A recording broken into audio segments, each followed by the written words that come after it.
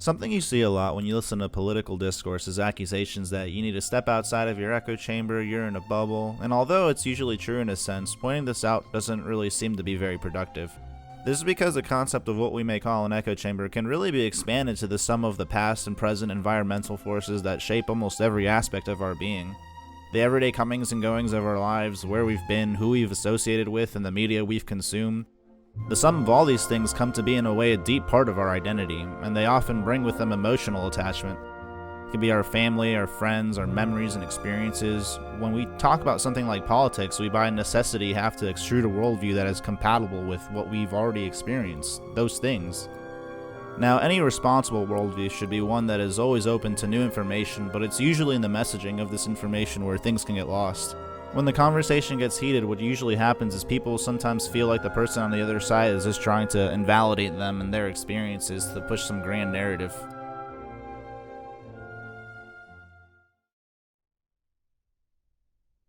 So, for example, imagine you grow up in a loving family and you're raised with good, strong American values. You're shown attention, given nourishment, and pushed in a healthy direction. Nothing's ever perfect, but this, for the most part, is a good model for the kind of people I want to focus on here. They go to good schools with, for the most part, other good kids. They form strong connections with their family and friends. They have no question in their mind that they can trust the people that take care of them to at least pay the electric bill for video games and internet. Now imagine this person is raised in a somewhat conservative household. You get the average mix of uncontroversial platitudes: work hard, be responsible, take care of your family. If everyone did these things, society would be so much better, right? Now, let's imagine growing up in the complete opposite of circumstances. Let's think about what the typical experience from a black kid growing up in the ghetto might be. From the earliest days, you are shown neglect. Being hungry or malnourished is the norm, and you go to school with other kids raised in the same desolate aimlessness. You don't have any strong emotional bond with the people that raise you, and in fact, they more than likely come to be the people you trust the least.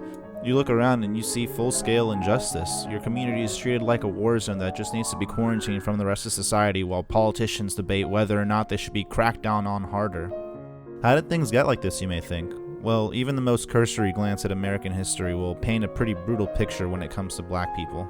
From slavery to Jim Crow to redlining, it seems like it's only been around the last 50 or so years that you've gotten what could only be described as the most bare minimum of breaks. And now that the dust has settled from literal centuries of oppression beating your community into poverty, here comes our young conservative friend preaching that your problems are your own now, so endow yourself with the work ethic, knowledge, and material resources needed to succeed.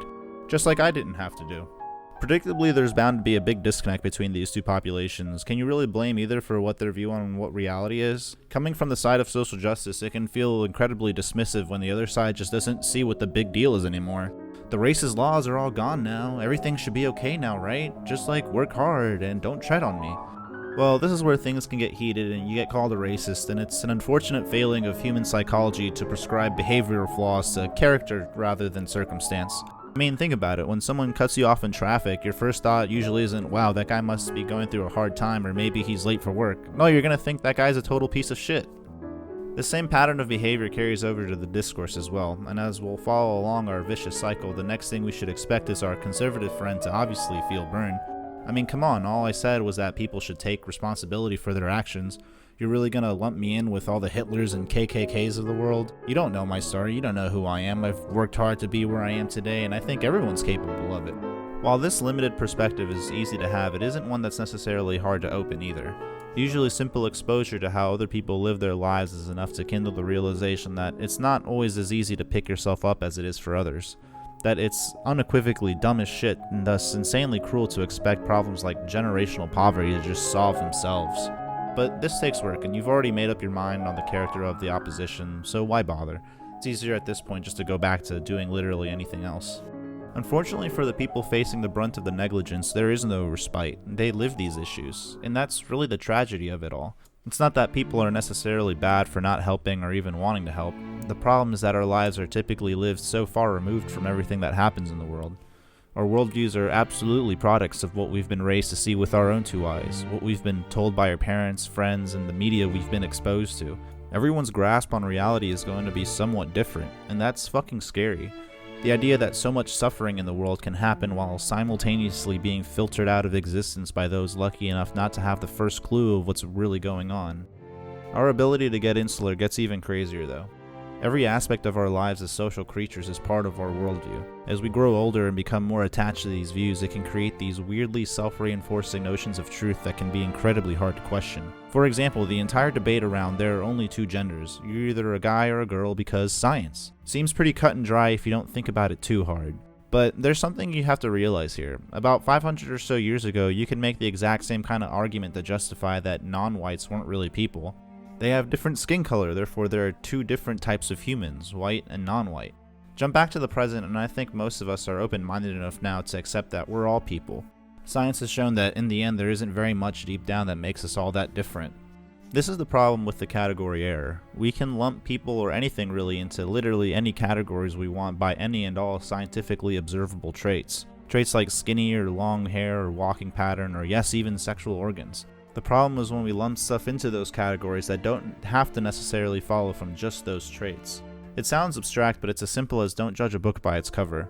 In our more barbaric past, we would see color and lump in all sorts of ugly traits that would preclude colored people from receiving even the most base amount of sympathy. And although I think our society has made significant progress since then, we still do the same thing to some level. In our modern society, we still categorize ourselves along arbitrary lines and socialize along them. And although this isn't necessarily bad, it can be oppressive when we want to deviate from those lines and someone wants to bully you for it. These things we call gender or nationality are just definitions in a book, really. They're just concepts designed to organize, categories, shortcuts for our brains to be able to organize and make sense of the things we see in the world. And our definitions of these concepts as societies have changed significantly in human history. So if they're still keeping people down, so to speak, can't we make adjustments? Some people would never even entertain the idea. Humans are pretty weird, that's for sure, but I can imagine that idea could be uncomfortable to think about, especially when it's much easier just to have the simplistic view that things are the way they are because they are meant to be that way, and they are meant to be that way because that's what they are. I just disagree. I think the future can be whatever we want it to be. All this goes to say that the modern day political discourse is in a pretty bad state. It's often impatient and counterproductive. There are so many interesting questions that never really get explored because we get hung up on petty optics. If you want to get someone to see things from your point of view, you have to keep that objective in mind and be emotionally intelligent enough to message ideas so that people don't feel attacked by them. Keep asking questions. A lot of time people just want to vent under the guise of having a legitimate discussion of ideas or solutions. If we're going to make progress in how we deal with societal issues, I think it's important to understand how we deal with each other.